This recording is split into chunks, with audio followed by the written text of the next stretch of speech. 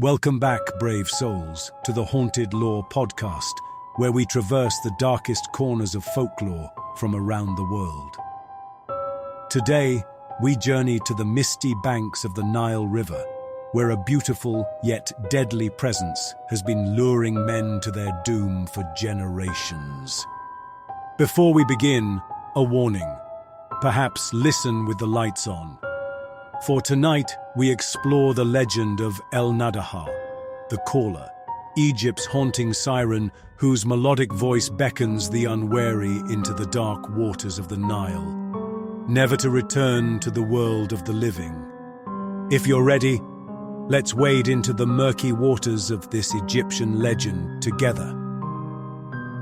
Like many enduring supernatural tales, El-Nadaha emerged from the relationship between people and their environment. In early 20th century Egypt, life revolved around the Nile. This mighty river brought life, fertile soil, water, transportation, but it also brought death. Drownings, dangerous currents, and nocturnal predators made the Nile as dangerous as it was essential. In rural communities along the riverbanks, farmers and villagers spent their days working alongside the water. As night fell, especially on foggy, moonlit evenings, the familiar landscape would transform. Shadows would dance on the water's surface, and sounds would carry strangely across the misty river. It was in these conditions that the legend of El-Nadaha was born. Though her presence has faded somewhat in modern urban Egypt, El-Nadaha remains a powerful figure in rural Egyptian folklore. She represents the duality of the Nile itself, beautiful, life-giving, and essential, yet deadly to the unwary or disrespectful. How does one describe a being that few have seen and lived to tell the tale? According to the legend, El-Nadaha appears as an ethereally beautiful woman with long, flowing hair that seems to shimmer like moonlight on water. She is typically seen standing at the riverbank, her form semi-transparent, almost ghostly, wearing a loose dress that ripples like the river's surface. But it's not her appearance that makes El-Nadaha so deadly. It's her voice.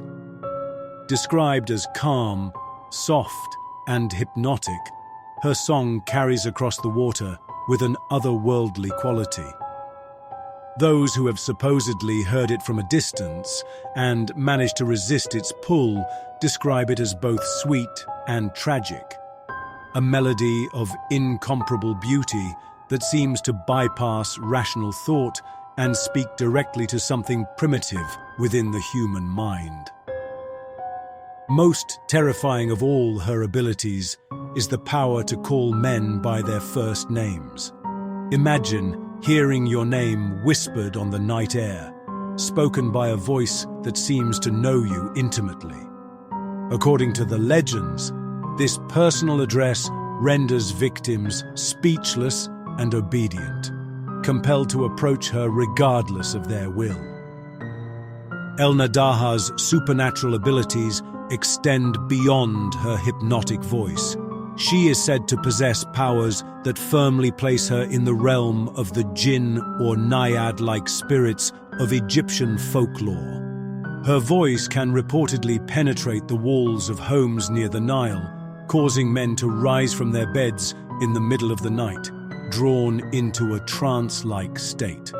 Family members describe these affected men as having blank expressions, moving with purpose but completely unresponsive to pleas or attempts to restrain them.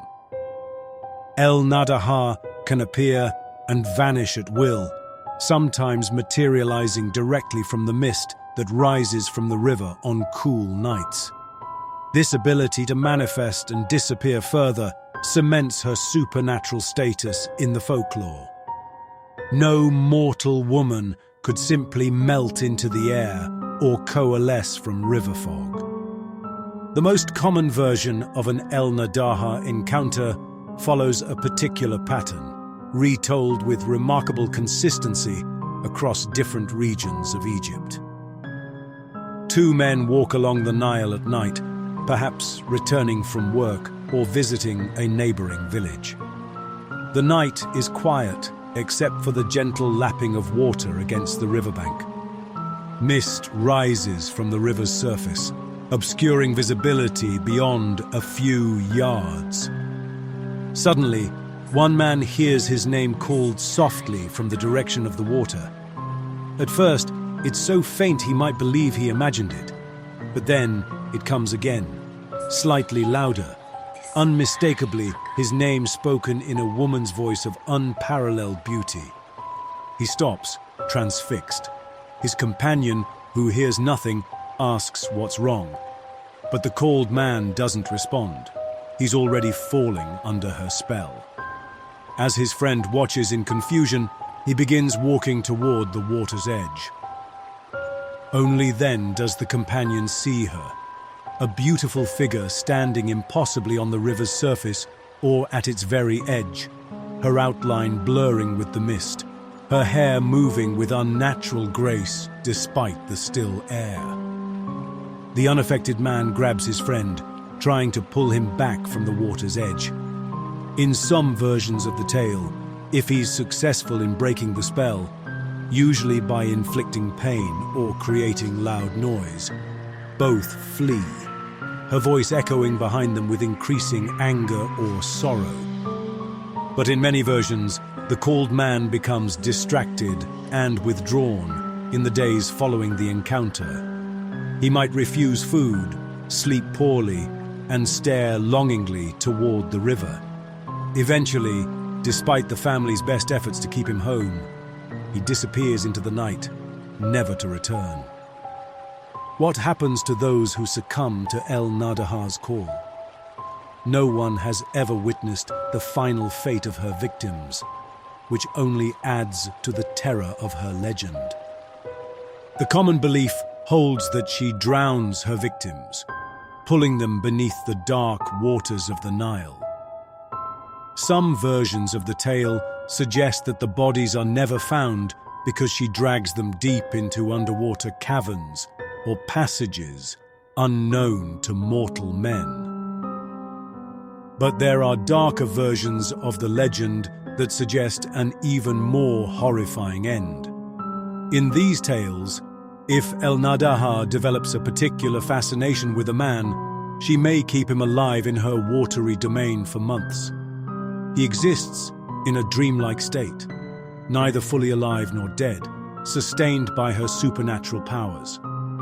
Eventually, when she grows bored or fears he might try to escape, she buries him alive in the silty riverbed. The lack of closure, no body to bury, no certainty of death, makes El-Nadaha's victims' families suffer a particularly painful form of grief.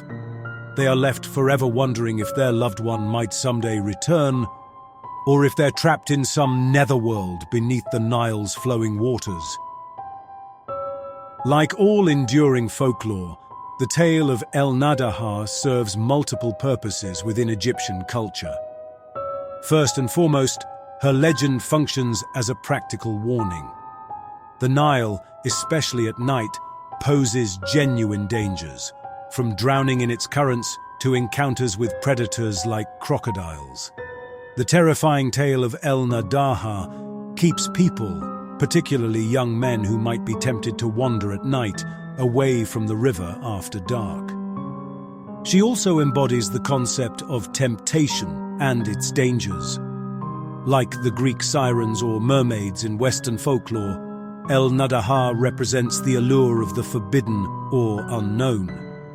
Her beauty and song symbolize temptations that might lead one away from the safety of family and community into dangerous realms. On a deeper level, El-Nadaha personifies the Nile itself, beautiful, life-giving, but potentially deadly. Egyptians have always maintained a complex relationship with the river that has sustained their civilization for millennia. The reverence and fear encapsulated in El-Nadaha's legend reflect this duality. There's also a gendered aspect to the legend worth noting. El-Nadaha exclusively targets men, specifically those who are alone or vulnerable.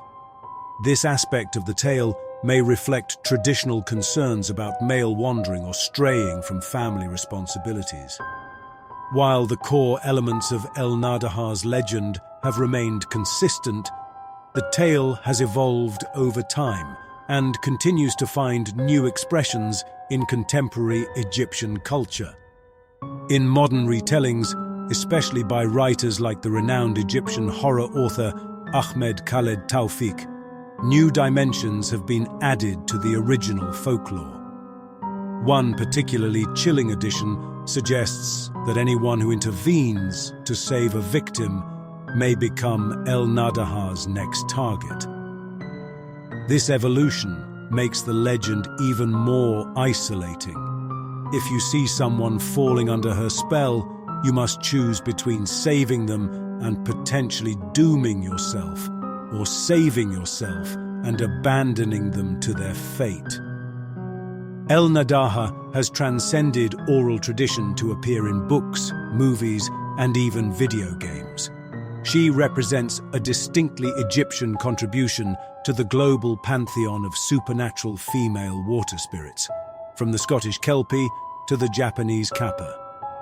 Some contemporary interpretations have attempted to find historical or psychological explanations for the legend. Some scholars suggest El-Nadaha might have originated from real incidents where people hallucinated due to toxic algae blooms on the Nile, or suffered from waterborne parasites that affected their behavior. Others point to the possibility that the legend began as a way to explain disappearances that were actually due to criminal activity or elopement. But regardless of potential real-world origins, the supernatural explanation remains the most powerful and enduring version of the tale. Given the terrifying nature of El-Nadaha, it's natural that Egyptian folklore would develop methods of protection against her call. Traditional protective measures include plugging one's ears with cotton or wax when traveling near the Nile at night, a practice reminiscent of Odysseus's strategy against the Greek Sirens. Prayer and recitation of Quranic verses are also believed to offer protection against her supernatural influence. Amulets and talismans, particularly those featuring verses from the Quran or symbols related to water protection, might be carried by those who must travel near the river after dark. Some local traditions suggest wearing one's clothes inside out can confuse El-Nadaha and prevent her from calling your true name. But the most effective protection, according to the legends, is simply to avoid traveling alone near the Nile after sunset. El-Nadaha is said to be less likely to appear to groups, and even if she does, the unaffected members can help pull the targeted person away from her influence. While El-Nadaha belongs primarily to the realm of folklore, reports of encounters haven't entirely ceased in modern times. Rural villages along the Nile still occasionally report missing persons cases attributed to El-Nadaha. These modern disappearances follow the classic pattern: men who vanish near the river at night, often after having mentioned hearing someone calling their name in the days prior. Urban Egyptians may dismiss these accounts as superstition or attempts to explain more mundane tragedies, but in the isolated communities where the Nile remains central to daily life, El-Nadaha is spoken of with genuine fear. The legend shows remarkable resilience in an age of smartphones and satellite television. Perhaps this is because the fundamental dangers El-Nadaha represents: the river's power, the vulnerability of traveling alone at night, the allure of the forbidden, remain relevant even in modern contexts. As we emerge from the misty banks of the Nile and the haunting tale of El-Nadaha, consider this. Across cultures and throughout time, water has been viewed as a boundary between worlds.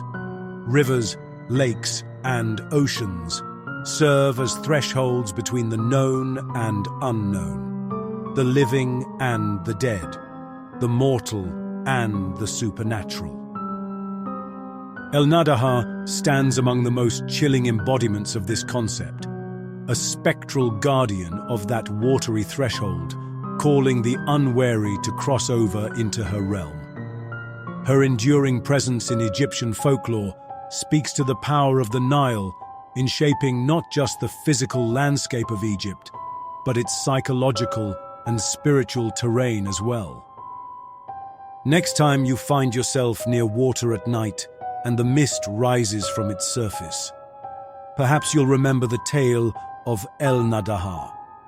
If you hear your name called softly from the darkness, whatever you do, don't answer.